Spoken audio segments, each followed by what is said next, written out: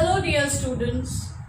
In the last lecture, we saw the definition of identity in a set with respect to a particular binary operation, and we also saw definition of inverse. We in fact studied identity a little more in detail by looking at several examples. However, towards the end we could only define inverse. So in today's lecture, we will look at examples of inverses, especially for the examples that we discussed in our last lecture. So first, let's begin with inverse. Let's recall quickly that if star is a binary operation on a set S, and if there exists an element in S for which A star E as well as E star A is equal to A, and this must happen for all elements of S, then E will be called an identity element in S. And then for a specific element A in S, if there exists another element B in S for which A star B as well as B star A gives me identity, then B is called an inverse of A in S with respect to star. So we have seen this definition in the last lecture. Now for the same examples that we saw used in the last lecture, let's take a look at inverse. Remember, we can discuss inverse only if the set has identity. So let's look at set of integers with respect to the operation of addition. Here we know that identity is 0 for addition, and now look at the integer 5. We know that 5 plus minus 5 or minus 5 plus 5 for that matter will give us the identity 0. So we say that minus 5 is inverse of 5 in Z with respect to addition. Can you guess what will be the inverse of minus 3? Inverse of minus 3 will be plus 3, obviously, because minus 3 plus 3. So inverse of minus 3 in Z with respect to addition is plus 3. And likewise, rather in general, if I take any integer A, then I know that minus A is also an integer, and A plus minus A or minus A plus A will give me 0. So in the set of integers with respect to addition, minus A is inverse of A. Same thing will apply in the set of rational numbers, real numbers as well as complex numbers. Next, I would like to look at the set of integers with respect to multiplication. Here, identity is 1. Now once again, let's look at the element 5. Now for multiplication, if 5 has to have an inverse, it's easy to guess that it should be 1 upon 5, because 5 into 1 upon 5 will give me 1. However, the problem here is that 1 upon 5 is not an integer, and therefore we say that 5 does not have an inverse in Z with respect to multiplication. Similarly, you can show that 3 does not have an inverse for multiplication in Z, because if at all it would have had an inverse, it should have been 1 upon 3, but 1 upon 3 is not an integer. In fact, see if you can figure out whether there are any elements in Z which have inverses for multiplication. I'll give you one element. 1 into 1 is 1, so surely 1 is inverse of 1 in Z with respect to multiplication. Pause the video and see if you can find out at least one more element in Z which has an inverse for multiplication.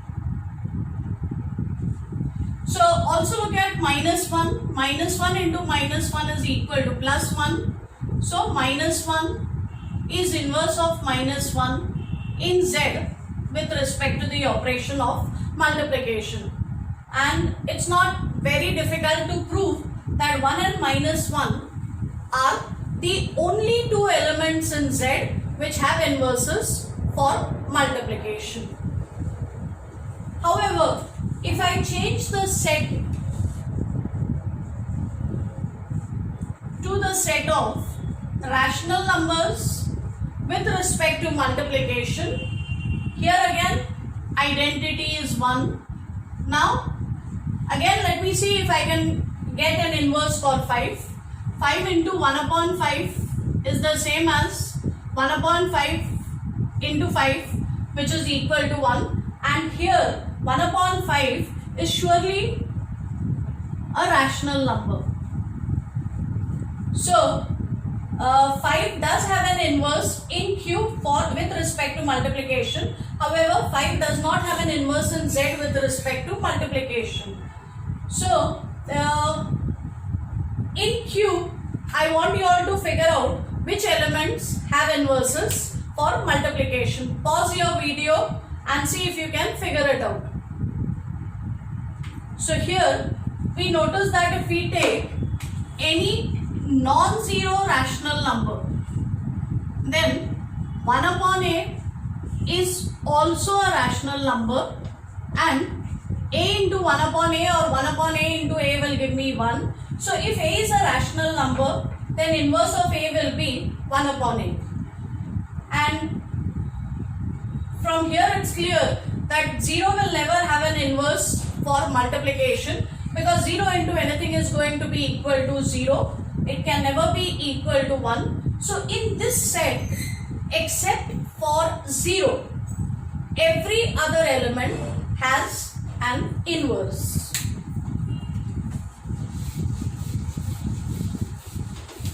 We also had seen the set of matrices.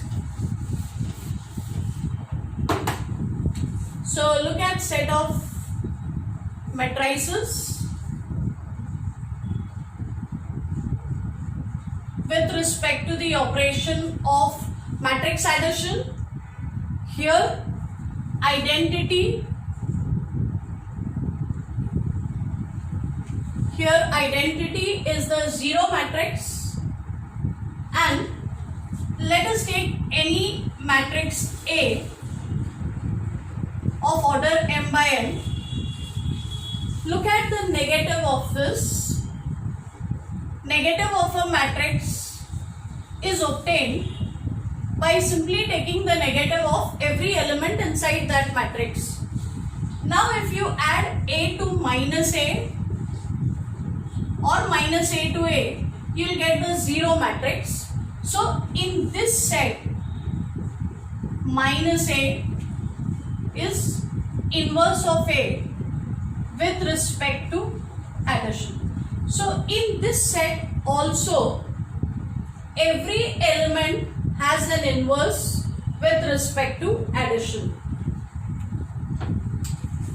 Next, let us look at the set of square matrices with respect to the operation of matrix multiplication.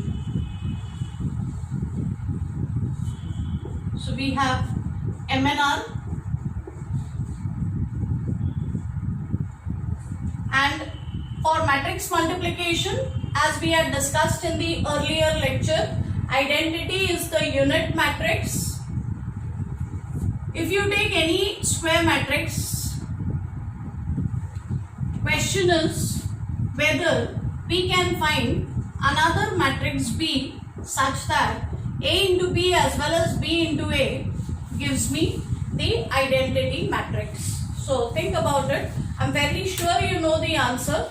You just have to recall some results from matrices. So pause the video and give this question a thought. Matrix multiplication is a slightly complicated business as compared to matrix addition, and we know that not every matrix has an inverse for multiplication. Of course, firstly it has to be a square matrix, but then we are dealing only with square matrices. And even after that, not every square matrix has an inverse. For example, the zero matrix does not have an inverse.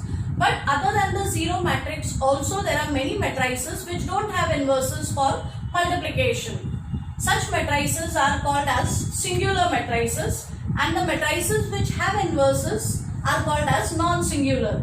In fact, we can prove that A has an inverse with respect to matrix multiplication if and only if determinant A is not equal to 0. Such matrices are called as non-singular. So in this set again, only the non-singular matrices will have inverses for multiplication.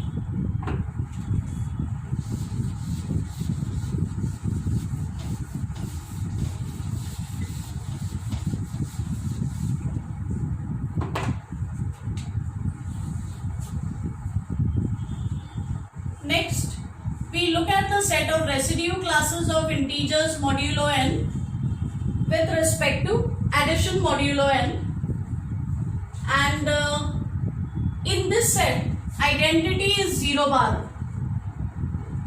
Also, if you now take any element a bar in Zn, then I know that n minus a bar is also in Zn.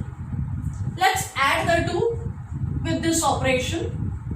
By definition, we first add the integers and then take its equivalence class. Plus a minus a will cancel under the bar and we will get n bar, which is the same as 0 bar.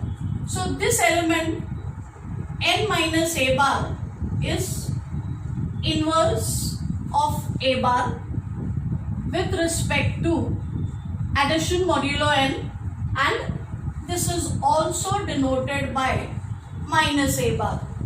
So once again, every element in Zn has an inverse with respect to addition modulo n.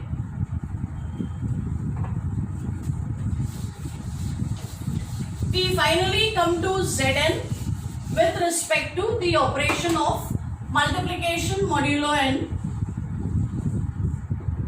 So look at Zn with respect to multiplication modulo n.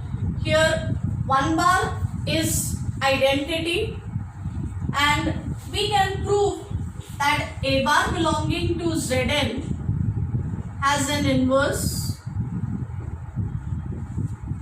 with respect to multiplication if and only if a bar is a prime residue class